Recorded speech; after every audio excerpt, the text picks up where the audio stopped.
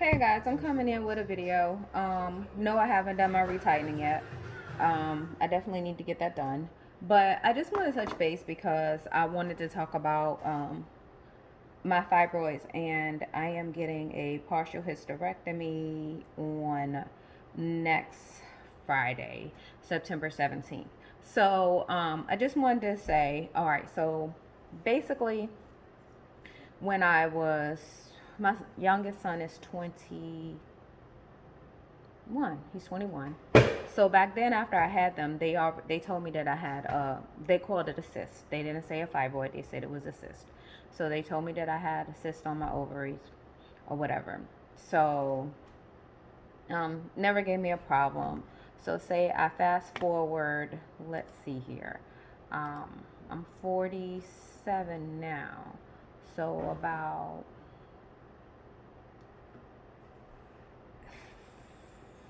39. I was 39. I got pregnant. I had a miscarriage.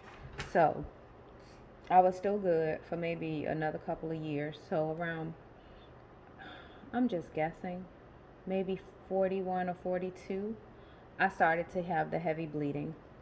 So at the time, I was just like, okay, I just thought my cycle was increasing. So then I want to say around 43, 44. Don't quote me on the years, but then I started to get really bad, heavy bleeding, heavy periods that were lasting, like for me, heavy for like 7 days. Um, so of course, I found out I had fibroids. Come to find out, I had 3 fibroids.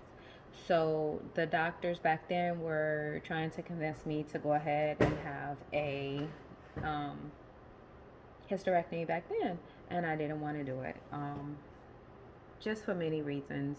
Um, I think I thought that I could possibly, maybe, because I was so devastated from that miscarriage, that even though my marriage wasn't working or anything like that, I still felt like I could possibly um, get pregnant again or whatever. Good thing, I just had to take it as a blessing, and I had to take the miscarriage as a blessing, um, because if I would have had the baby, I would have still been stuck in a extremely unhappy, horrible marriage. Um, so I had to take it as a blessing, although it hurt me to my core. It still hurts me to this day that I miscarried. But nevertheless, so then I want to say 2019, I went in to have the UFE, the immobilization, the fibroid immobilization process. So I had that done. No, now just real quick. Before that, I was having 4 day extremely heavy periods. Extremely heavy periods. So I was having 4 day periods. So I had the mobilization done. It, I'm saying it did not work because I still had heavy bleeding, but my heavy bleeding was reduced to 2 days. So this is what happened. The radiologist that did the doctor that did the immobilization, he shut off the blood supply to the 2 fibroids on the outside of my uterus. He missed the entire inside of my uterus. Um, he clotted my radial artery. Just a lot happened. So, long story short, I went to 4 days heavy bleeding to 2 days heavy bleeding. So, mind you, over the years, I fast when I was younger. I'm gonna tell you, when I got in my 40s, I stopped doing my fasting. I, there's a lot and a lot, but I tried to control these fibroids by eating right. I became a vegetarian. It seemed as if it made becoming a vegetarian caused me to not get enough iron, which caused me to become anemic on top of the heavy blood flow. So then I ended up last year having to get two blood transfusions. Okay, so now I am I'm tired. I've seen 3 doctors about this fibroid, And mine is called a sub. Oh my God, I'm so sorry. Let me look up the name of it. So, but the fibroid that I have is the one that's hanging from a stalk. Like this is, say this is the stalk, right? And say this is the fibroid. It's like hanging from a stalk from the top of my uterus. And it's a big, it's like a tennis ball or orange, the size of a tennis ball or orange. So, so I am now, I don't know what happened. Well, I think I know what happened. So I started, so I met a new man, um, and I do not eat as well as I did before. So let me say this: eating right helped the longevity of how long my cycle lasts. So when I wasn't drinking alcohol, when I wasn't eating sweets, when I wasn't eating meat, my cycles would be like 7 days. So I've been eating meat. I increased my meat back. The vegetarian thing wasn't working. So I increased my meat back. But I've been drinking, not a lot. I drink on the weekends. Um, and I will tell you that lately my cycles have been going and going and going. Literally, I'm going to say I have been bleeding for 30 days. Um, I had a 3 to 4 day break. And even within that 3 to 4 days, I was still spotting. Um, but I haven't had to have another blood transfusion. So I think that eating the meat has helped with me not having to have a blood transfusion. And I do take my iron. I take too much iron. I feel like I take too much iron. But it has worked. Oh, really quickly, I'm going to let you, anybody that has fibroids that or low iron, I'm sorry, I got to grab this out of the trash because I just threw it away today. But because I have a order coming in. Hold on. Sorry. And I don't edit videos. Maybe once I get along the way, I'll get better at it. But right now, I'm not doing any editing of videos. And let me tell you too, zinc. Zinc will help control the length of your period. Because before I started taking zinc, my periods were every 15 days, 17 days, 21 days, whatever. Once I started taking zinc, this has come from a company called Pipe and Rock. So it's zinc with vitamin C. And when I take these, my period was my cycles were 28 days instead of 15, 16, 17, 18, 21 days. So this did regulate me so that I can have a 28-day cycle. So zinc is a good thing. This is the iron pills that I take, and then I also take this blood builder. So I take these together, and I also take folic acid along with those. Oh, and one more thing, I do take the liquid iron, but it seems like the liquid iron goes through my body faster, and it causes me to this right here. It seems like it builds my iron faster, and then it seems like then it start bleeding again. So I think a combination of the fibroid just now being out of control and the amount of iron I take, it just is causing a lot of issues now.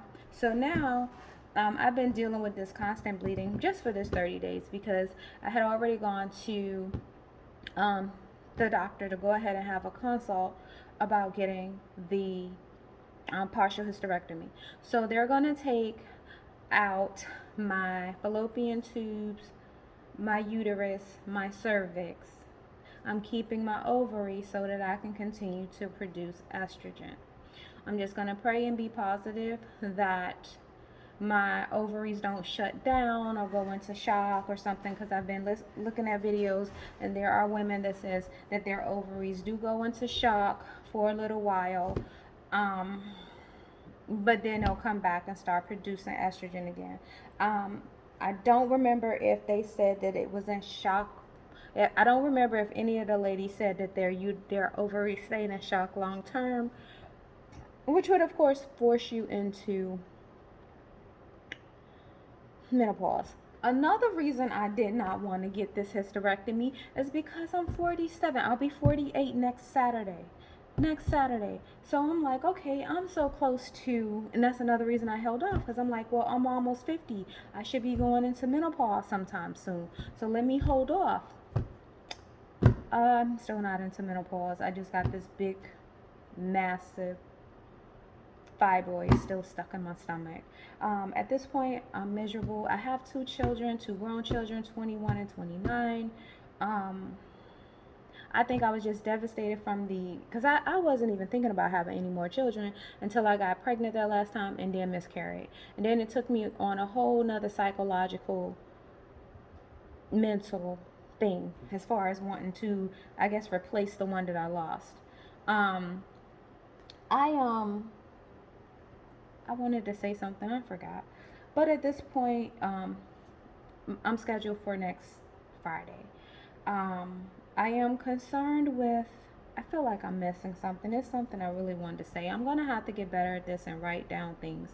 I feel like I wanted to wait because I felt like I was going to go through menopause soon. So what's the point? But again, I haven't gone through menopause. I haven't hit menopause.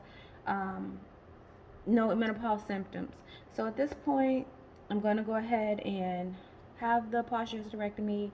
I'll never have another period in my life. And I'm going to get my mommy makeover 30 days after getting my partial hysterectomy. I'm tired. I'm exhausted. I had a really bad breakdown today because I did not think that I would, but I guess I'm having these emotional issues because I guess losing a uterus is just like losing a whole part of me, and I mean, literally, I know it's the end of me having or carrying a child. I mean, I know I can adopt, or I mean, I've even seen where they can go in, pull eggs from your uterus and match it with your mate's sperm, and producing an embryo and possibly having a surrogate. I don't know why I'm going through this emotional issues. I don't know why I'm crying because my uterus is going to be gone. I understand it's normal. One of my friends told me it's normal. I just think that I'm tough and that I won't go through these things. So, anyways.